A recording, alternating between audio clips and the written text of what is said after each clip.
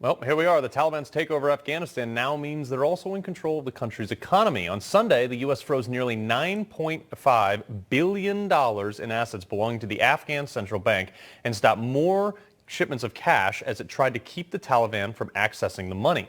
But over the course of 2 decades, the Afghan government has received $83 billion with a B dollars from the U.S. Most of that money was used on guns, ammunition, helicopters, and other equipment, which, of course, the Taliban now has. Now, the question is, should the U.S. change its policies when it comes to supplying countries like Afghanistan with so much money? Short answer, yes. But for more on this, let's bring in business and marketing analyst Seth Denson joins us now. Sir, how are you?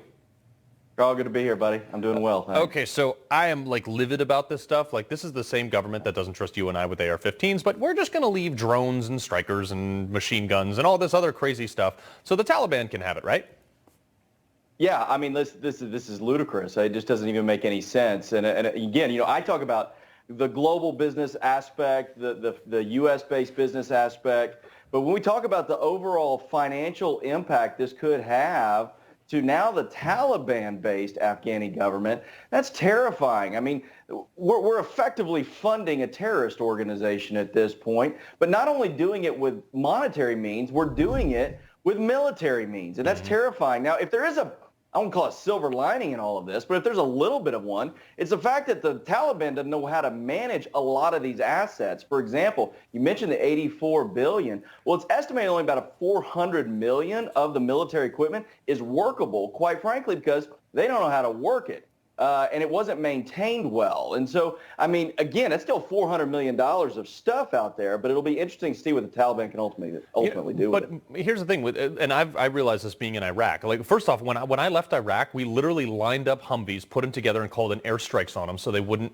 be accessible to whoever may take them. I mean, look, we armed and trained the Taliban. This is woe have people forgotten. We created the Taliban to keep Russian influence out of Afghanistan. It's in the movie Charlie Wilson's War. You should definitely watch it. Not you. I'm sure you know, but here's the big problem is the Taliban, I believe, will take advantage of the opium and heroin trade along with the booming methamphetamine production.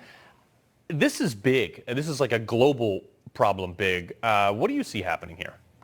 Yeah, I agree. And here's the bigger thing on that, Carl. It's when you think about the impact of China and Russia and Iran in all of this, because here's the deal. The U.S. has already placed sanctions on it. U.S. is holding about 80% of all of Afghani assets, which quite frankly is really making the Taliban mad right now, which I'm fine with, because most of those assets weren't held in Afghanistan. They were held in banks outside of the state.